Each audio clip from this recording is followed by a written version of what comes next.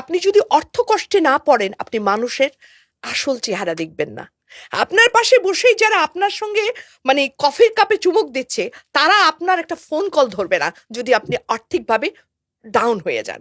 আমি তোমাদের প্রজন্মকেও বলি যে প্রত্যেকটা মানুষের জীবনে একবার করে হলেও বিপদে পড়া উচিত।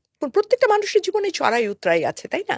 তো একদম লাস্টে যখন আমি 90 সালের দিকে গিয়ে আমার দুটা গার্মেন্টস ছিল, এবং এই গার্মেন্টস থেকে আমি মোটামুটি বলবো একটা খুব ভালো অবস্থানে চলে গিয়েছিলাম। ধুম করে যখন আমার ব্যবসাটা পড়ে যায় নানাবিধ কারণে, তখন না হিমশিম খাওয়ার অবস্থা হয়েছিল। যে আমি ধরেন না লন্ডন, ফ্রান্স, ইটালি, বায়ার এরকম নিয়ে ব্যবস্থা ছিলাম, এমন একটা অবস্থান হলো বাচ্চাদের স্কুল থেকে ছাড়াতে হলো, একেবারে চূড়া থেকে একদম নিচে পড়ে যাওয়া যেটাকে বলে। এবং আর্থিকভাবে প্রচন্ড ভাবে আমি একটা বলবো মহা সংকট সমুদ্রে ডুবে যাওয়ার অবস্থা হলো। তো সেখান থেকে আবার আস্তে আস্তে আস্তে আস্তে জীবনটাকে নট টু গিভ আপ হিসাবে ধরে নিয়ে যুদ্ধ করে আবার সেটা এটার ঘটেছে ধরে 99-এর দিকে, and about another 6 to 7 years লাগলো আবার আমাকে মোটামুটি একটা, আগেরও টপে না যেতে পারলেও মোটামুটি একটা অবস্থানে আসতে। এই যে যুদ্ধকালীন সময়টা, সেই সময়টা আমি সবসময় আস্থা রেখেছি নিজের উপর, সৃষ্টিকর্তার উপর, এবং আমার আশেপাশে কয়েকজন মানুষ ছিলেন যারা আমাকে সাহস দিয়েছিল যে তুমি পারবেই।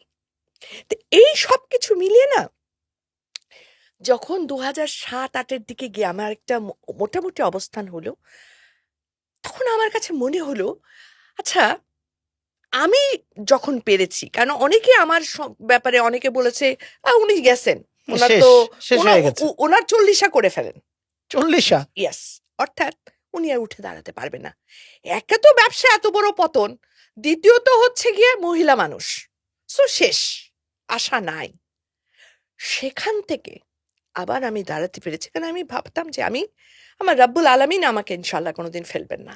আমি তোমাদের প্রজন্মকেও বলি যে প্রত্যেকটা মানুষের জীবনে একবার করে হলেও বিপদে পড়া উচিত। বিপদে না পড়লে মানুষ মানুষ চেনা যায় না, বিপদে না পড়লে জীবন চেনা যায় না, বিপদে না পড়লে নিজের কতটুকু আস্থা অর্জন করা সম্ভব নিজের দ্বারা, নিজের যে শক্তি সাহস, এটা বোঝা যায় না, অনুধাবন করা যায় না। যেহেতু আমি হঠাৎ করে পড়ে গেছি এবং আস্তে আস্তে অবস্থা আর্থিকভাবে ব্যাংক ট্যাঙ্ক থেকে সবকিছু বন্ধ হয়ে গেছে, আমার সিআইবি ব্লক হয়ে গেছে, মানে দেউলিয়ার অবস্থায় চলে যাচ্ছি। তো তখন আমি দেখলাম যে আমার খুব প্রিয়জনেরাও আমাকে আর চেনে না। আমি সালাম আলাইকুম বললেও দেখো না দেখার ভান করেছে। আমি অনেককে জানি যাদের নাম আমি বলবো না, বলা উচিত না।